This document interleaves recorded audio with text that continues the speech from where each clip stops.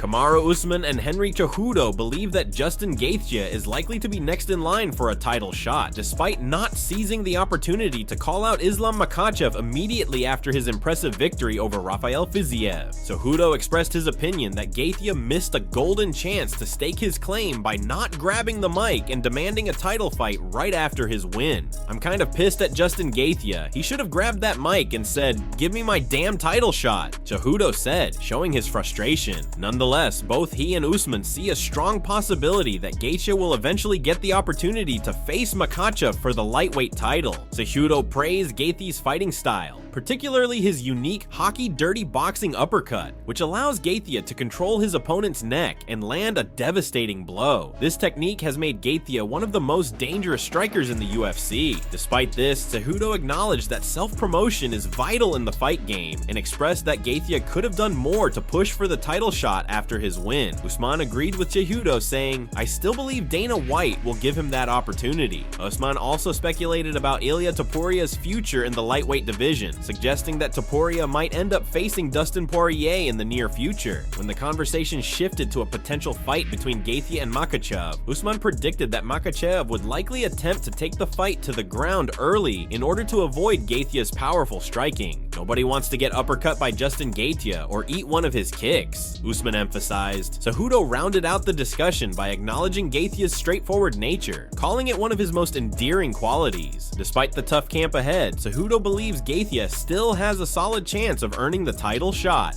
"I do believe he will potentially get that shot, but it's going to be a tough camp," Cejudo concluded. Jon Anik also shared his thoughts on the lightweight title picture, making it clear that he believes Justin Gaethje should be the next fighter to challenge Islam Makhachev for the championship. After Gaethje's hard-fought unanimous decision victory over Rafael Fiziev, Anik expressed his opinion that Gaethje has done enough to earn a title shot. "Justin Gaethje's win was incredible," Anik said, emphasizing the significance of Gaethje's performance. "It's crazy to think how much this win will elevate his legacy. I think he should fight Islam Makhachev next." Anik acknowledged that other contenders like Charles Oliveira and Ilia Topuria are also in the mix, but he argued that Gaethje presents the most compelling challenge for Makhachev at this moment. "Gaethje is a tried and true lightweight," Anik pointed out, referencing Gaethje's long history in the division. "Two of Makhachev's defenses have already been against featherweights. If Makhachev had his way, I think he'd want to fight Gaethje next." Beyond just the competitive aspect, Anik also discussed the potential financial impact of a Makhachev versus Gaethje matchup, suggesting that it could generate significant pay-per-view interest. Given Gaethje's reputation as one of the most exciting fighters in the UFC and Makhachev's dominance as champion, a fight between them would likely be highly anticipated by fans. Anik highlighted Gaethje's thrilling fighting style as a key reason why this matchup would be a must-watch event. However, while Anik firmly believes Gaethje should be next, he left room for debate, acknowledging Topuria's consistency as a fighter. "If this were the Florian Fighting Championships, I'd give Topuria the shot based on his consistency, but Gaethje should definitely fight the winner," Anik concluded, leaving the final decision in the hands of the UFC matchmakers, while still making a strong case for Gaethje as the rightful challenger. Magomed Ankalaev recently fired back at Ariel Helwani, calling him a clown in response to a video the MMA journalist posted on X before UFC 311. In the video, Helwani predicted that Alex Pereira would win by TKO in his upcoming title defense against Ankalaev. Clearly unimpressed with the prediction, Ankalaev reacted by posting a clown emoji, making it clear that he didn't take Helwani's analysis seriously. Helwani had discussed the matchup in detail, referring to Ankalaev as a boogeyman for Pereira due to his grappling-heavy style.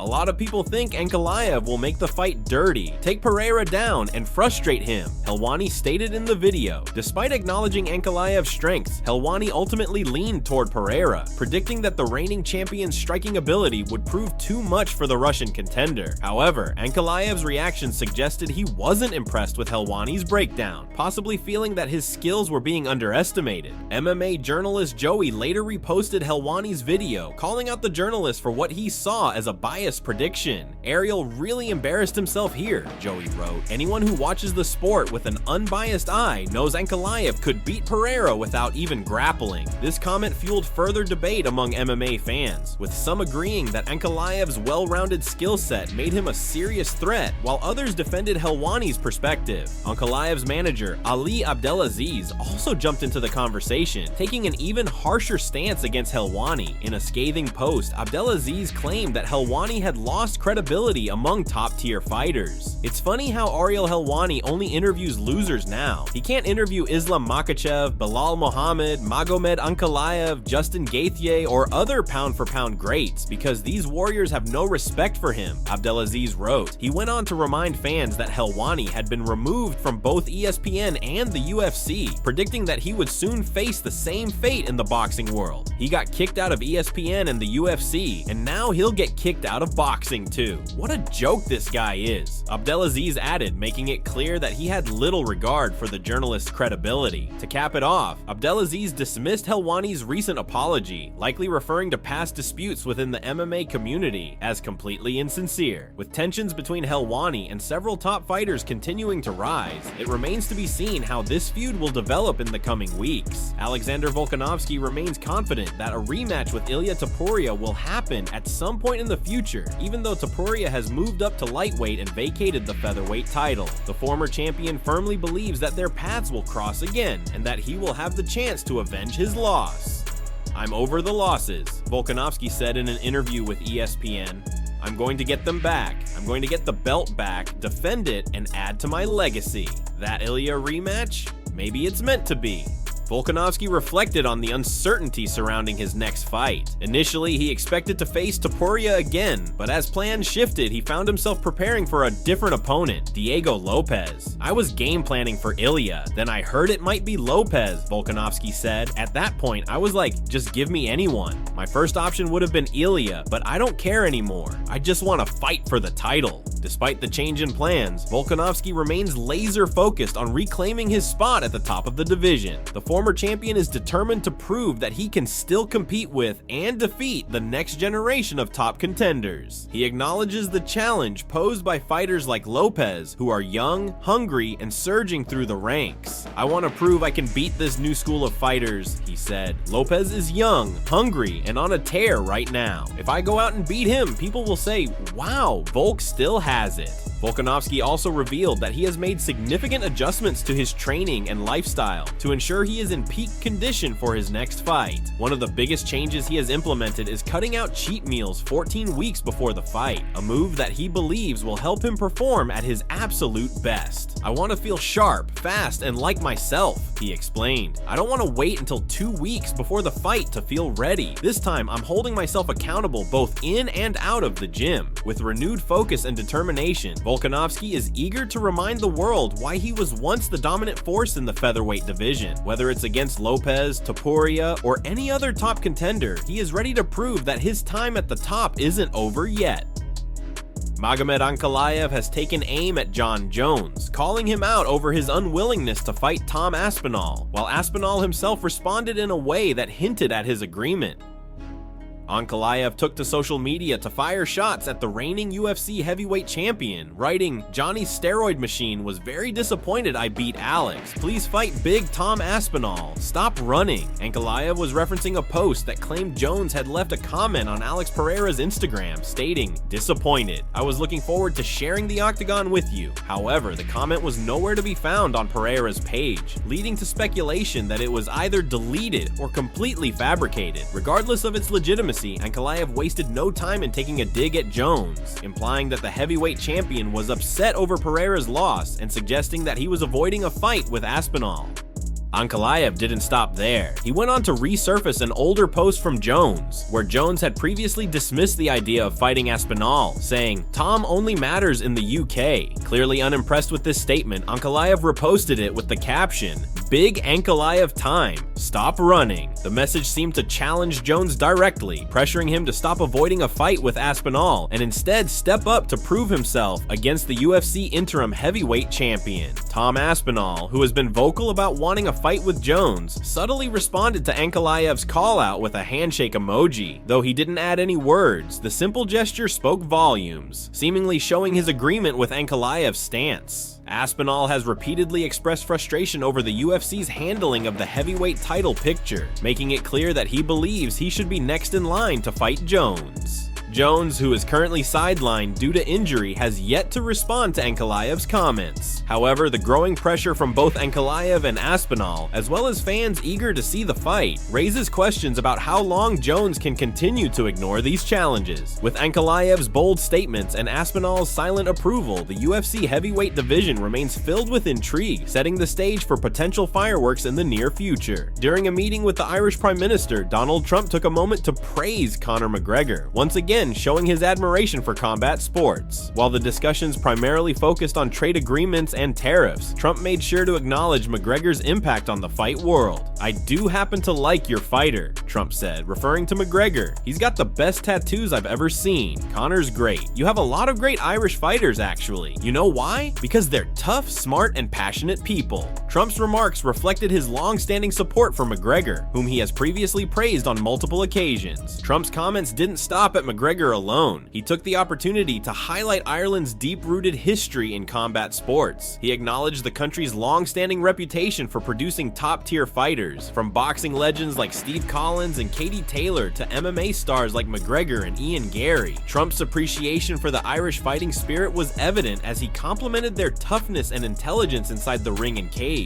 In a somewhat unexpected moment, Trump even brought up McGregor's father, suggesting that fighting might run in the family. "I think your father was a great fighter, right? He was a good boxer. Look at you. You're so smooth and so good defensively." While McGregor's father, Tony McGregor, was never a professional fighter, he has been known to have a deep appreciation for boxing and combat sports, which may have influenced Conor's path into the sport. McGregor himself has never been shy about his admiration for Trump, having publicly expressed his support for the former US president in the past. He once referred to Trump as a phenomenal president and has engaged with him on social media. Given their mutual respect, it's no surprise that Trump would take the opportunity to recognize McGregor's contributions to the fight game during an official diplomatic meeting. Trump's remarks served as another example of how combat sports, particularly MMA, continue to gain recognition at the highest levels of politics and society. Whether or not the conversation had any impact on US-Ireland trade relations remains to be seen, but one thing is certain: Trump's admiration for McGregor and Irish fighters as a whole remains strong. Alex Pereira's coaches strongly disagreed with the judge's decision at UFC 313, believing their fighter had done enough to secure the victory. Following a thorough review of the fight, Pereira's team, including head coach Plinio Cruz and former UFC champion Glover Teixeira, concluded that Pereira was the superior fighter in rounds 1, 3, and 5. However, the official scorecards told a different story, awarding the fight to his opponent in what many considered a controversial decision. "We saw Alex winning those rounds clearly," Cruz stated in a video posted on Pereira's YouTube channel. "The judge's decision was disappointing, but we'll learn from this and come back stronger." Cruz went on to highlight specific moments in the fight where he felt Pereira had the upper hand, particularly in the later rounds when he appeared to be landing cleaner, more effective strikes. Teixeira, who has been a mentor to Pereira throughout his MMA career, echoed similar sentiments. He pointed out that while the fight was competitive, he believed Pereira had done more than enough to win. Alex controlled the pace, landed the more significant shots, and showed great composure. Teixeira said, "It's frustrating to see the judges score it differently, but that's the fight game." Despite the disappointment, Pereira himself took the loss with humility and a determined mindset. Rather than dwelling on the decision, he vowed to make improvements and return to the octagon stronger than ever. "Every fight is a learning experience," Pereira said.